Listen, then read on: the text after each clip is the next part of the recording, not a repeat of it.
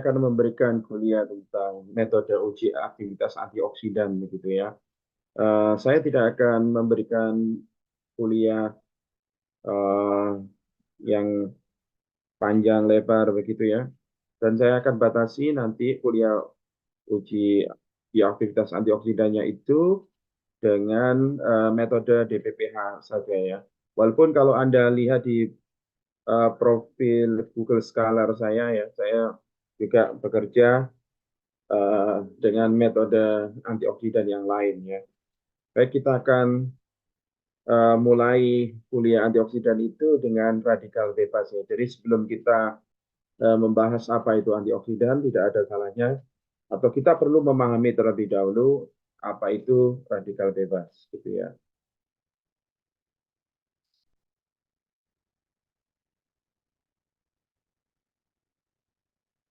Baik, eh, ini definisi tentang radikal bebas eh,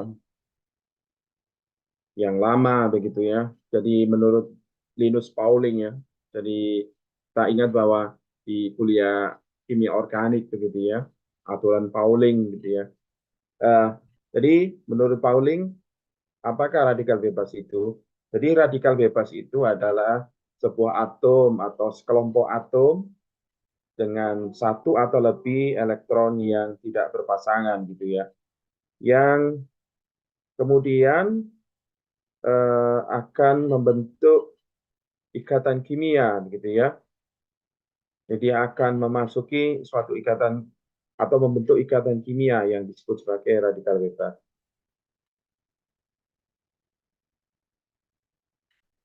Kemudian Pauling itu juga mengatakan eh, gugus yang sama di dalam sebuah molekul itu juga disebut sebagai sebuah radikal.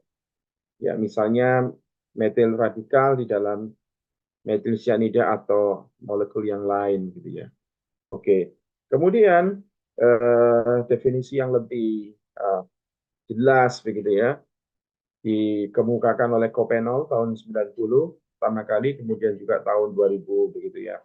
Jadi radikal bebas itu apa gitu ya. Jadi radikal bebas itu sebuah atom atau kelompok atom yang memiliki satu atau lebih elektron yang tidak berpasangan. Nah,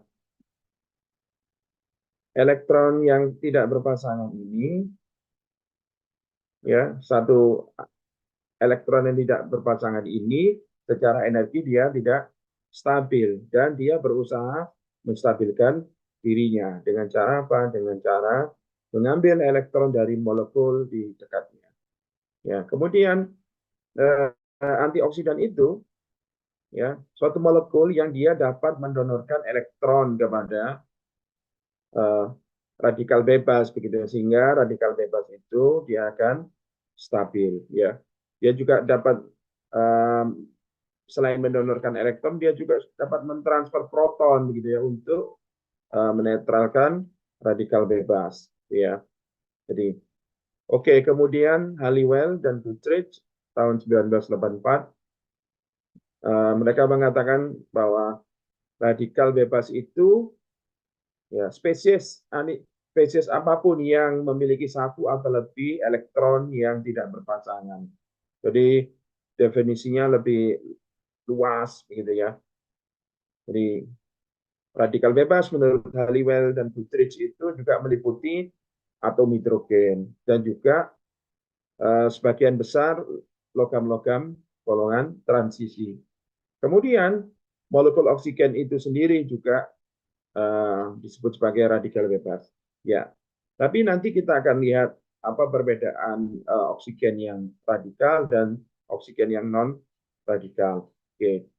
Kemudian ada yang disebut sebagai reaktif oksigen spesies atau spesies oksigen reaktif. Ya, di sebelah kiri ini dia disebut sebagai radikal bebas. Ya, yang ini biasanya diberi tanda kalau di kimia organik itu ada tanda titik di atas begitu ya. Jadi yang sebelah kiri ini tergolong radikal bebas, misalnya superoksida, kemudian radikal hidroksil. radikal peroksil, kemudian alkoksil ya. Peroksil itu ROO yang rumusnya, kemudian alkoksil RO ya, kemudian hidroperoksil. Sementara yang di sebelah kanan ini adalah partikel, walaupun dia ada oksigennya, tetapi dia bukan radikal bebas. Misalnya hidrogen peroksida, ya, yang yaitu banyak terdapat pada reaksi Fenton. Ya. Kemudian asam hipoklorin, ya, HClO, ozon itu juga partikel, dan singlet oksigen. Kemudian selain reaktif oksigen spesies gitu ya, juga ada yang disebut sebagai reaktif nitrogen spesies gitu ya. Jadi sama ya, yang di sebelah kiri ini adalah radikal bebas, contohnya adalah nitrogen oxide radikal, kemudian ya nitrogen oxide radikal yang valensi 4 ya. Kemudian yang sebelah kanan ini partikel ya, bukan oksigen. Bukan radikal bebas ya, meskipun mengandung oksigen.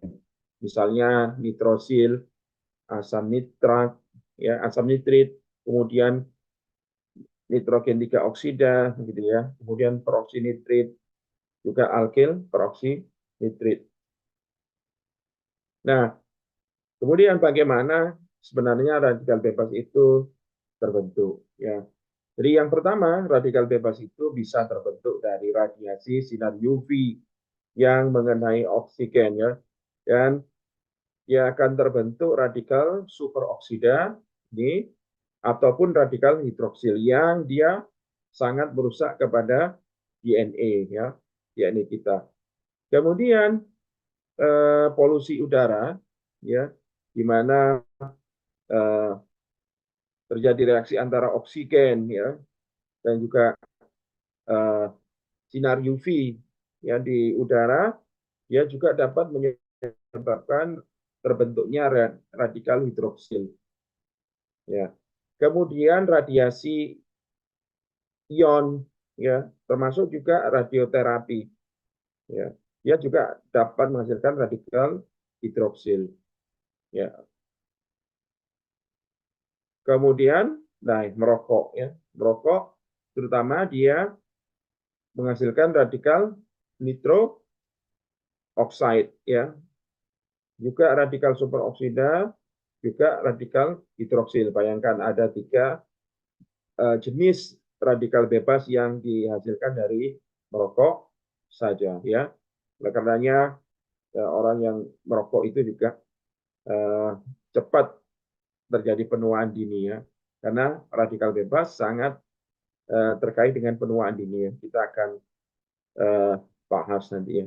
Kemudian proses inflamasi ya, proses fagositosis ya oleh sel-sel darah putih, dia juga akan menghasilkan radikal superoksida. Dan proses terakhir adalah proses normal ya, proses metabolisme normal yang pada mitokondria ya, di mana dia akan menghasilkan ya proses respirasi ya, dia akan menghasilkan radikal superoksida. Radikal superoksida ini nanti jadi hidrogen peroksida dan juga hidrogen peroksida ini juga terurai menjadi radikal hidroksil ya, yang dia sangat merusak DNA kita.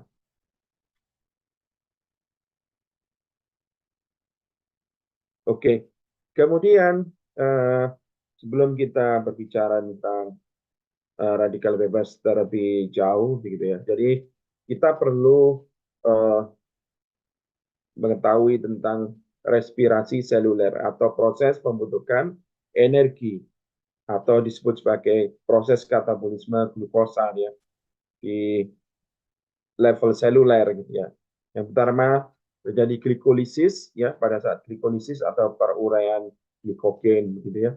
Kemudian pada siklus asam sitrat dan juga rantai respirasi itu sendiri, di mana dia juga disebut sebagai rantai transport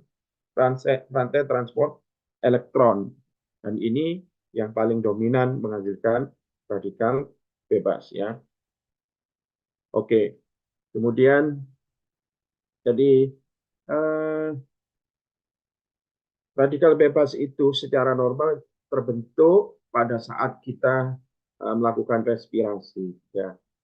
Jadi katanya Once begitu ya, kau seperti udara yang kuhela gitu ya, ya. Jadi oksigen yang kita hirup, ya, dia akan menjadi radikal bebas, ya, yang strukturnya punya oksigen, gitu ya. Jadi 4% dari uh, oksigen yang kita hirup, dia akan berubah menjadi radikal bebas. Oke, kemudian uh, kalau kita lihat ya sel mamalia ya, utamanya sel hidup gitu ya, pada proses pembentukan energi atau pembentukan ATP gitu ya. Jadi 90%, kurang lebih 90% oksigen yang digunakan di mitokondria. Ya, untuk apa? Menghasilkan energi. Ya, jadi mitokondria itu disebut sebagai power plants atau pabrik energi begitu ya pada sel hidup. Kemudian 90% proses oksidasi itu terjadi di mitokondria. Ya. Kemudian pada level seluler, ya. Jadi ada yang disebut sebagai rantai transfer atau rantai transport elektron, ya. Jadi ini adalah dinding sel gitu ya, atau sorry bukan dinding sel ya, membran ya, mitokondria bagian dalam, kemudian ini ruang antar membran, ya. Jadi proses transfer atau transport elektron itu melibatkan 4 enzim begitu ya. Di enzim kompleks 1, ya, enzim kompleks 2, enzim kompleks 3, dan enzim kompleks 4, ya. Yang di mana terjadi rantai atau perpindahan elektron di sepanjang membran mitokondria, ya, sehingga menghasilkan energi, ya, dan juga melepaskan elektron, ya, menghasilkan molekul oksigen dan juga air, ya, molekul air, ya. Di enzim kompleks 1, ya, ini reaksinya, kemudian enzim kompleks 2, ubiquinon, ya, atau disebut sebagai Q10, ya. Kemudian enzim kompleks 3, FAD, kemudian enzim kompleks 4 yang dia mereaksikan proton dan oksigen hingga terbentuk air, ya, dengan melepaskan elektron. Jadi elektron dia berpindah di sepanjang rantai transport elektron ini. Oke, di berikut ini apa komponen rantai respirasi tadi saya sudah singgung tadi ya, kompleks ada enzim kompleks 4 enzim kompleks begitu ya. Yang pertama kompleks 1 sebagai yang disebut sebagai NADH dehidrogenase, ya.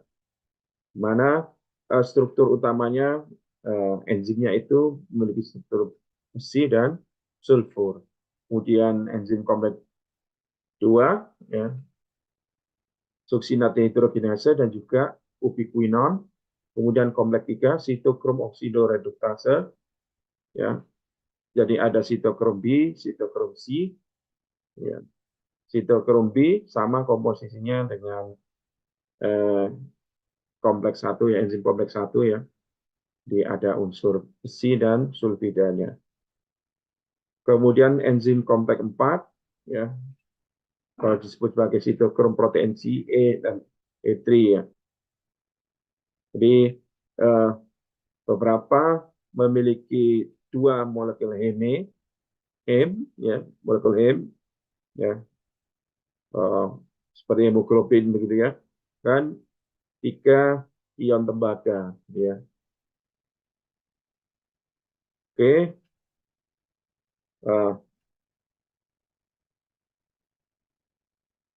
Selanjutnya, bagaimana oksigen, pembentukan oksigen dan juga pembentukan spesies oksigen reaktif itu ya.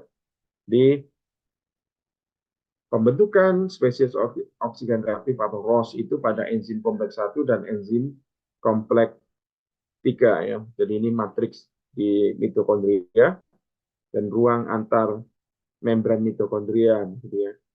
Dan ini sitoplasma sel. Di enzim kompleks 1 dia akan mengubah oksigen, enzim kompleks 3 ya. Oksigen menjadi oksigen radikal ya, atau disebut sebagai radikal superoksida. Ya, demikian juga di membran bagian dalam tadi dan juga ruang antar membran mitokondria ya. Jadi terjadi perubahan oksigen menjadi radikal superoksida. Nah, tubuh sel itu dibekali ya oleh Tuhan gitu ya, enzim untuk menetralisir ya radikal superoksida ini, karena radikal superoksida ini juga masuk yang jahat begitu ya, dapat destruktif begitu ya. Jadi ada enzim pertahanan di dalam mitokondria itu yang disebut sebagai superoxide dismutase ya. Jadi yang pertama SOD yang pertama itu di ruang intermembran mitokondria, dan yang kedua itu di bagian intramembran mitokondria. Ya. Jadi superoxide dismutase itu ia mengkatalisis pembentukan oksigen radikal superoksida menjadi hidrogen peroksida. Ya, di hidrogen peroksida ini juga dipompakan keluar dalam sitoplasma ya. Nanti ada enzim lagi yang namanya katalase untuk menguraikan hidrogen peroksida ini menjadi air dan CO2.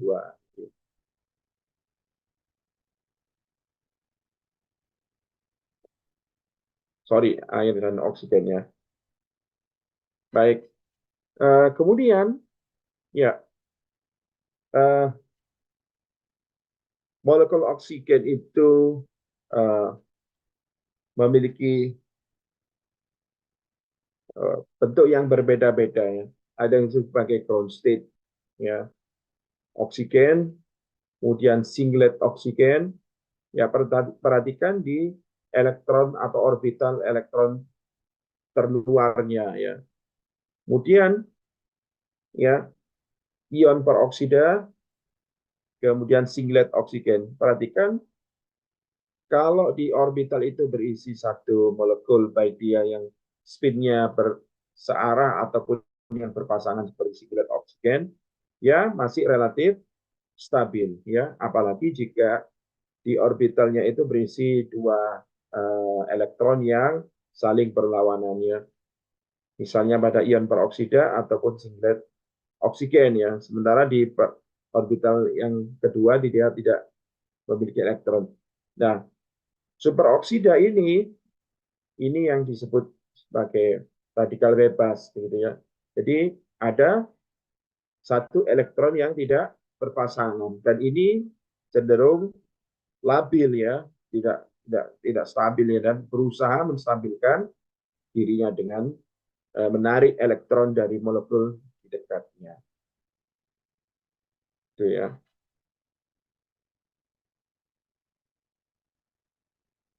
Oke.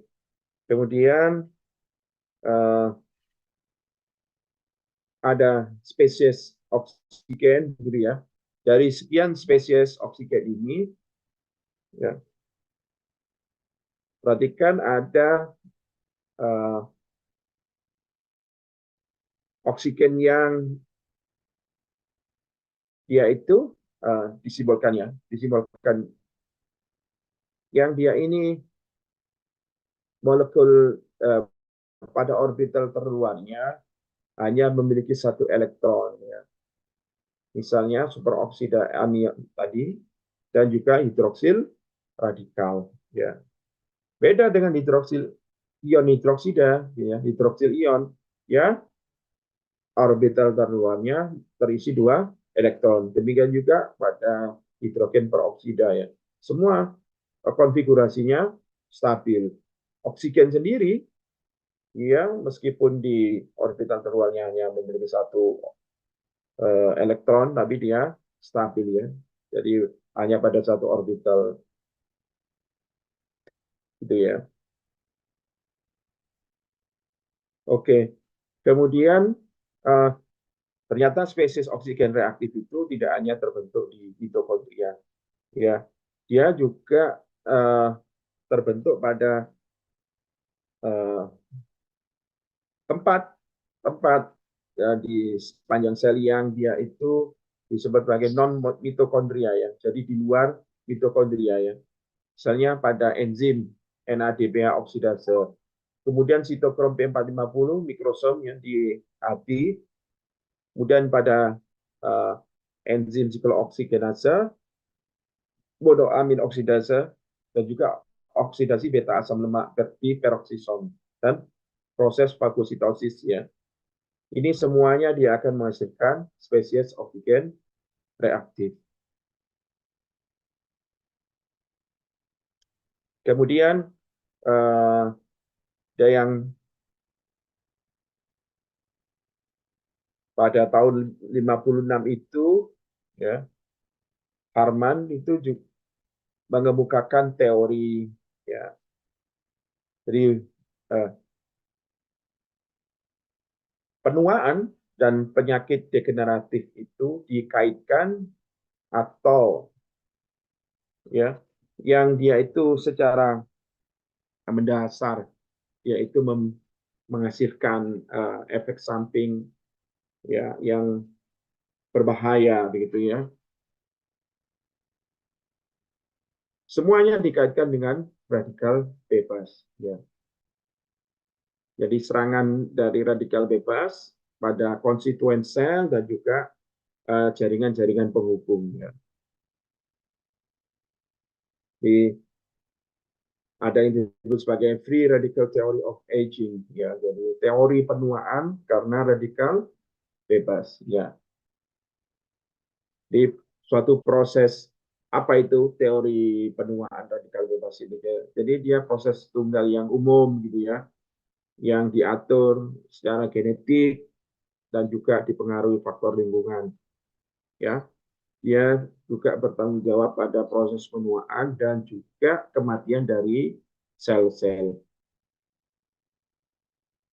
ya. Kemudian eh, Harman itu juga mengatakan jadi radikal bebas itu mungkin terbentuk secara banyak, begitu ya, secara masif, begitu ya, melalui reaksi yang melibatkan oksigen molekuler yang dikatalisis oleh sel, ya, dikatalisis di sel-sel itu menggunakan enzim-enzim oksidatif, ya, dan di sepanjang jaringan penghubung, ya, yang dia diperantarai oleh beberapa logam, misalnya iron atau besi, kobalt, dan juga mangan. Oke, jadi uh,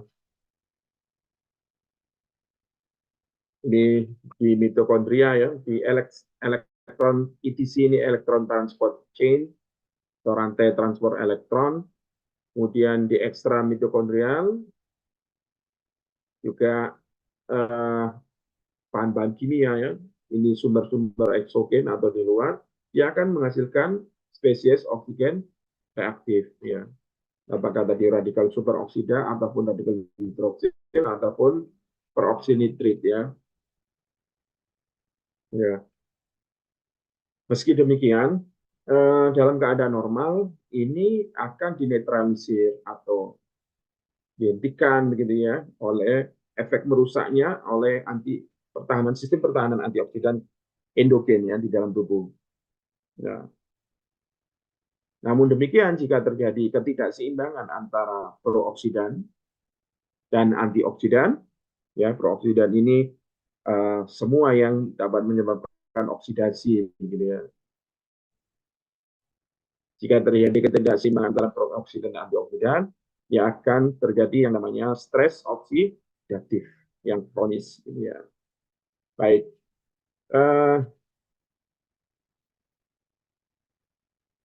Jika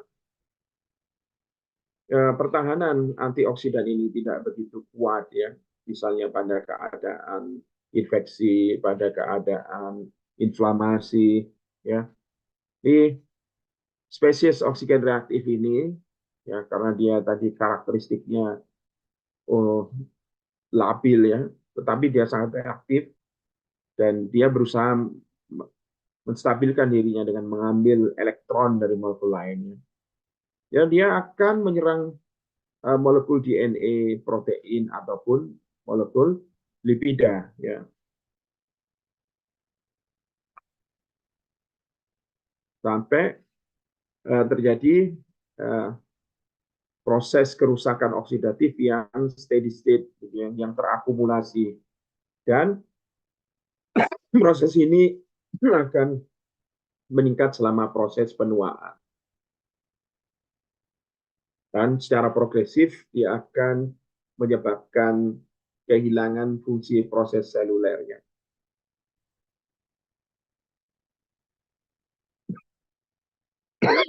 Kemudian Harman, ya, sekali lagi mengemukakan teori penuaan mitokondria itu. Jadi seolah-olah, ya,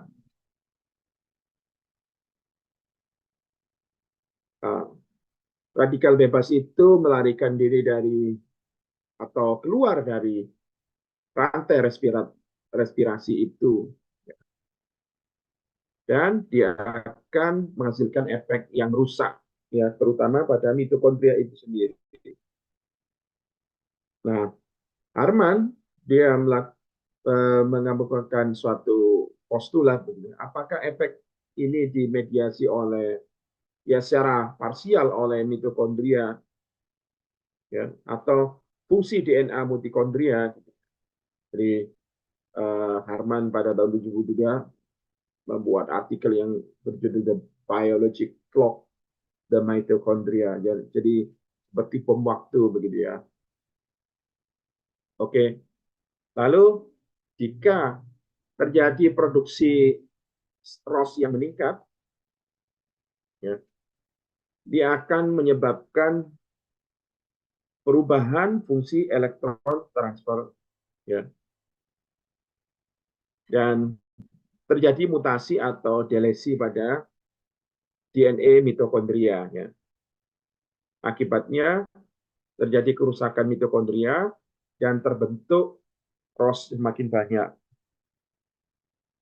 Dan kemudian terjadi akumulasi kerusakan oksidatif, ya, dengan meningkatnya usia, dan lama-kelamaan sel itu akan rusak dan mati.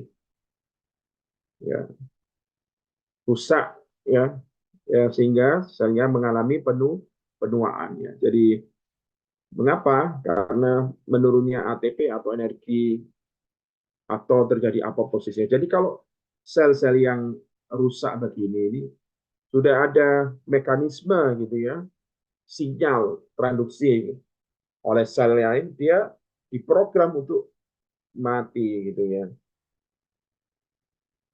Atau fungsi-fungsi selnya itu sudah menurun. Jadi kalau sudah menurun dan sudah tidak bisa dipertahankan, gitu, ya, sel-sel itu juga akan diprogram, gitu, ya, oleh, ya, siapa yang memprogram ini, ya, tentu saja Allah, ya, Tuhan yang Maha Kuasa. Gitu. Jadi sel-sel yang rusak itu ini mekanisme alami tubuh, gitu, ya. Dan ini yang menyebabkan penuaan.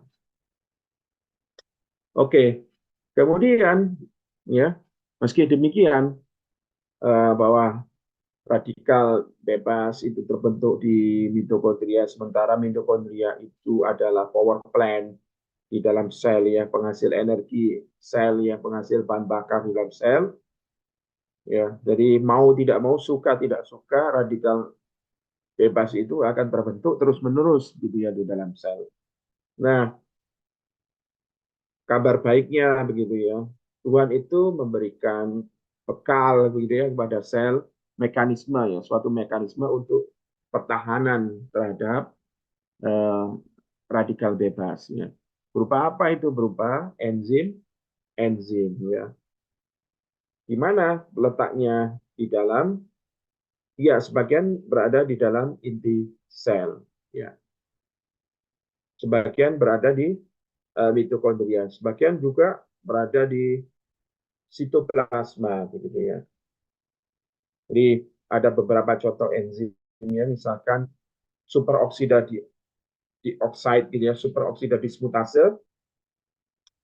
Ya, targetnya dia akan menyerang radikal superoksida ya, sesuai namanya superoksida dismutase.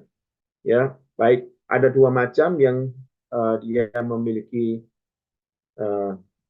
logam mangan ya pada struktur enzimnya, dan juga ada yang mengandung tembaga dan zinc. Nah, tembaga, zinc, dan juga mangan ini adalah mikroelemen ya. Meskipun ini kelihatannya adalah logam berat, tapi dalam kadar kecil dia akan dibutuhkan oleh tubuh sebagai salah satu komponen pembentuk enzim pertahanan antioksidan ya. Enzim-enzim antioksidan ya. Oleh karenanya manusia masih tetap membutuhkan logam-logam ini dalam jumlah kecil ya. Tapi dalam jumlah yang berlebih dia akan jadi toksik ya. Kemudian enzim kedua adalah glutathione peroksidase 1. Dia akan menarget hidrogen peroksida. Kemudian glutathione peroksidase 4, dia akan menarget peroksidasi lipid, dan juga enzim yang lainnya peroksidase ya, dan juga troboksan. Oke. Selain itu ada mekanisme pertahanan di dalam tubuh ya, antioksidan ya, yang dia bukan enzim ya, dia berupa molekul kecil ya. Jadi yang pertama tentu saja vitamin C dan juga vitamin E atau tokoferol ya. Dan juga ada molekul yang strukturnya mirip dengan asam amin adalah glutathione atau disingkat GSH ya, glutathione. Oke, kita akan bahas ya enzim-enzim antioksidan. Jadi yang pertama superoxide dismutase. Ya, jadi ini adalah enzim utama untuk enzim antioksidan utama, gitu ya maksudnya. Ya, yang mengkatalisis superoksida, pembentukan superoksida, ya mengubah superoksida menjadi hidrogen peroksida yang ya ini tidak begitu merusak terhadap sel ya, dan menghasilkan oksigen. Ya, hidrogen peroksida ini sendiri seringkali ditransfer ke dalam sel atau di luar sel ya. Ini biasanya untuk mencegah infeksi gitu ya. Mekanisme pertahanan sel untuk infeksi. Sama sebenarnya radikal bebas dalam jumlah kecil itu diperlukan untuk membunuh sel-sel bakteri atau sel virus begitu yang menginfeksi pada sel kita gitu ya. Dalam jumlah kecil ya diperlukan untuk membunuh sel-sel yang non abnormal gitu ya, atau sel-sel infeksius ya. Oke, kemudian di mana letaknya superoksida dismutase itu? Ya, berbeda-beda ya. Untuk eukariot ya ada yang di sitoplasma, ada yang di inti, ada yang di lisosom. Ya, untuk yang dia logam kofaktornya itu berupa tembaga dan zinc. Sementara yang superoksida dismutase dengan inti mangan itu biasanya pada matriks mitokondria. Dan juga ada yang berada di membran plasma dan juga di ekstraseluler. Kemudian katalase itu enzim yang mengkatalisis ya peruraian hidrogen peroksida menjadi air dan oksigen. Ya, ya katalase ini melindungi sel dari peroksidasi lipid. Pada manusia dia terdapat di dalam sitoplasma dan peroksisomnya. Kemudian dia banyak terdapat pada jaringan-jaringan, sebagian besar di liver atau hati, di sel-sel hepatosit ya, dan juga peroksisom, dan juga pada eritrosit ya, terutama di bagian sitoplasma. Beberapa katalase itu juga ditemukan di otak, jantung, juga otot-otot skeletalnya, dan juga di ginjal. Oke, kemudian berikutnya adalah glutathione ya.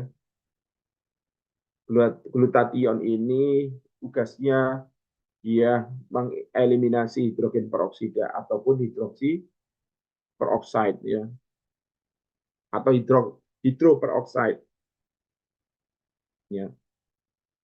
Di glutathione atau biasa disingkat sebagai GSH gitu ya.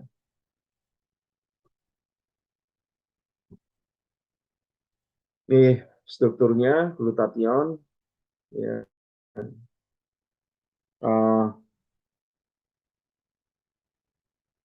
Strukturnya adalah gabungan ya beberapa asam amino begitu ya.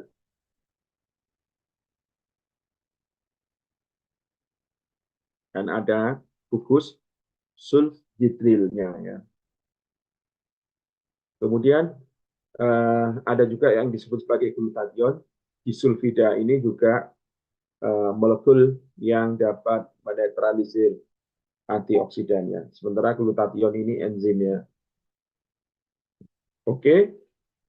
Kemudian ini gambaran bagaimana radikal bebas itu merusak sel-sel neuron atau sel-sel saraf kita, gitu ya.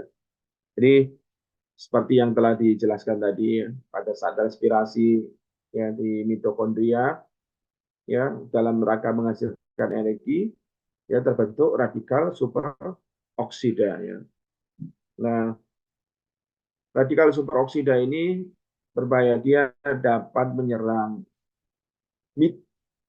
mitokondria ya, DNA mitokondria, ataupun dia dapat merusak DNA inti sel yang lain begitu ya. Dia dapat menyerang. Ya. Kalau yang diserang itu adalah eh, pada bagian DNA, maka terjadi kerusakan DNA ya. Dan kalau DNA-nya itu di-copy atau diperbanyak, maka DNA yang rusak itu dia akan menimbulkan mutasi atau dalam kasus lain dia akan dapat menyebabkan kansernya. Oke. Nah, oleh enzim superoxide dismutase ini dia radikal superoksida itu tadi diubah menjadi hidrogen peroksida. Kemudian oleh enzim katalase hidrogen peroksida ini diuraikan menjadi air dan oksigen. Oke. Nah, jika molekul radikal bebas yang dihasilkan mitokondria itu menyerang dirinya sendiri, dia akan terjadi proses kerusakan mitokondria yang tadi itu sampai terjadi proses penuaan sel gitu ya. Atau dia dapat merusak integritas membran sel ya. Mengapa radikal bebas itu dia dapat menyerang protein ataupun fosfolipid pada membran, sehingga fluiditas membran ini dia akan terganggu. Ya. Akibatnya bisa sampai terjadi kebocoran membran dan isi sel akan keluar atau molekul-molekul luar akan masuk ke dalam sel dan dapat menyebabkan kerusakan sel. Oke, kemudian ya ada beberapa biomarker gitu ya, berbeda dengan tumbuhan gitu ya. Biomarker ini penanda bahwa eh, di, di dalam molekul-molekul tubuh ini terdapat serangan radikal bebas ya. Misalkan jika eh, terjadi kerusakan oksidatif pada bagian lipida, ya biomarkernya itu F2 isoprostana ya, sebagai biomarker atau penanda bahwa terjadi kerusakan oksidatif pada lipida. Sementara untuk uh, kerusakan DNA 8DG, okso 8DG di guanin, ini ya, 8 okso di guanin. Kalau terjadi kerusakan oksidatif pada protein, markernya terdapat protein karbonil. Ya. Jadi struktur proteinnya dia akan pecah. Ya. Oke, nah ini gambaran apa ya? Gambaran kartun yang untuk menggambarkan untuk memudahkan pengertian kita. Jadi radikal bebas itu dia digambarkan akan mencuri ya elektron dari atom yang sehat. Gitu. Nah, sementara alih-alih yang mencegah terambilnya elektron ataupun proton dari molekul atom atau molekul yang sehat di sekelilingnya, antioksidan itu dengan sukarela memberikan elektronnya pada radikal bebas sampai dia sendiri menjadi radikal. Jadi dia radikal itu dia mendonorkan uh, satu elektronnya lagi sehingga dia akhirnya stabil atau dia dapat berikatan dengan radikal yang lain, radikal antioksidan yang lain dan terbentuk antioksidan kembali yang tidak radikal. Oke, jadi bagaimana mekanisme antioksidan dalam menetralisir atau mengquench free radikal gitu ya. Jadi dia dapat mendonasikan elektronnya atau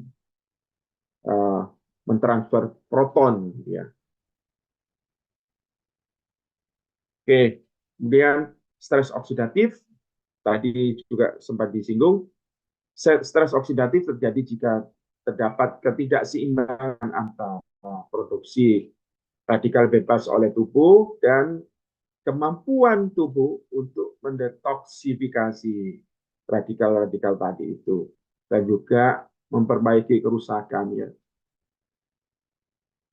Jadi stres oksidatif itu ketidakseimbangan gitu ya. Dan stres oksidatif ini diketahui berkontribusi terhadap berbagai penyakit ya. Misalnya inflamasi itu sangat terkait dengan stres oksidatif. Ya, kemudian stres oksidatif itu menjadi peran utama gitu ya, memiliki peran utama dalam penyakit aterosklerosis ya, hipertensi, stroke, bahkan diabetes dan juga gagal jantung. Kemudian juga stres oksidatif itu juga berkontribusi pada pembentukan penyakit kanker dan penyakit-penyakit lainnya. Oke, ini gambarannya begitu ya. Jika terjadi ketidakseimbangan antara radikal bebas dan molekul antioksidan. Ya. Jadi pada keadaan normal ini berimbang. Pada keadaan stres oksidatif, jumlah radikal oksigen lebih banyak gitu ya.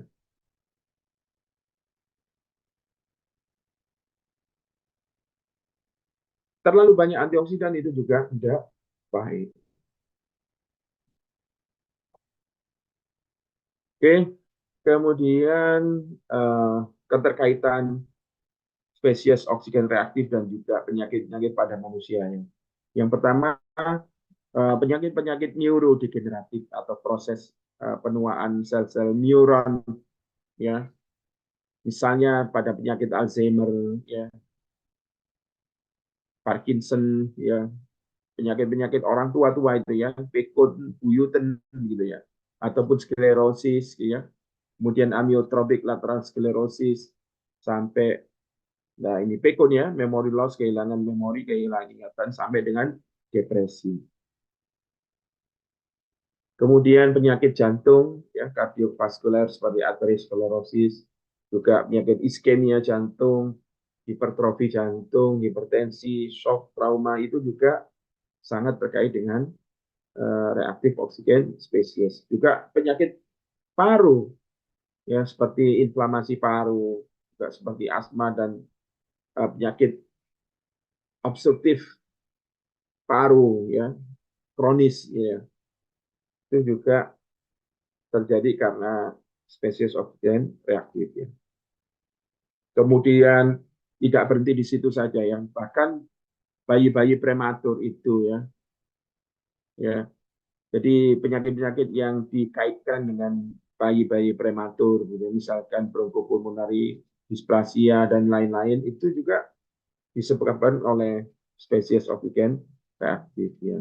Termasuk penyakit autoimun, ya, seperti artritis rheumatoid, lupus, ya. Kemudian juga penyakit ginjal, ya, glomerulonefritis, ya, radang glomerulus, ya, juga nefritis yang lainnya, gagal ginjal, uremia, protein urea, ya, juga penyakit-penyakit pencernaannya, peptic ulcer, ya, luka lambung, juga penyakit inflammatory bowel disease, ya, dan juga colitis atau, ya, radang pada apa, ya, colitis itu pada umbai cacing di usus kita, ya, dan juga penyakit tumor dan kanker, ya, kanker paru, kanker darah, kanker ovarium, kanker rektum, itu semua keterlibatan ROS, ya, juga penyakit mata, ya, seperti katarak ataupun penyakit-penyakit yang dikaitkan dengan penuaan, ya. Dan tidak kalah tadi sudah disebutkan, ya, proses penuaan, bahkan diabetes, lesi kulit, depresi, imunodepresi, penyakit hati, pankreatitis, AIDS, juga ketidaksuburan. Ya, jadi para pria yang sukar membuahi pasangannya, di cairan semennya itu banyak terdapat radikal bebas, ya, di cairan ejakulatnya itu. Sehingga cairan sel-sel spermatozoanya tidak dapat berfungsi normal. Itu semua karena radikal bebas. Baik, saya rasa itu yang bisa saya sampaikan tentang pendahuluan radikal bebas.